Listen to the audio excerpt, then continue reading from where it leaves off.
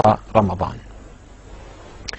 أحد الإخوة من الأخوة اللي سأله وقال أنه أيام رمضان راح يجينا في تموز وآب وحر جدا وإحنا شلون الآن، فيجوز أنه نأخر صومنا إلى ما بعد صوم رمضان أو من بعد شهر رمضان. في الواقع لا يجوز. رمضان الله سبحانه وتعالى شرع فيه الصوم وأوجب فيه الصوم، سواء كان في الشتاء أو كان في الصيف. نعم، أنا أبين لكم طريقة يمكن الإنسان أنه يتخلص من هالمشكلة، مشكلة الصوم في رمضان، عفوا مشكلة الصوم في الحر، ولا يقع في الحرام.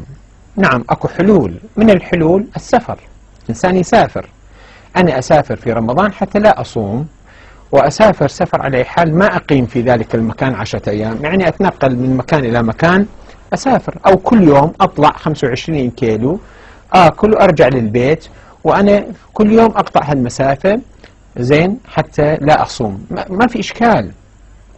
الهروب من الصوم حتى لو كان السفر للهروب من الصوم ما في إشكال، الفقهاء يصرحون به، ولكن يكره. مكروه على حال، الكل مكروه يجوز ولكن ليس حراما.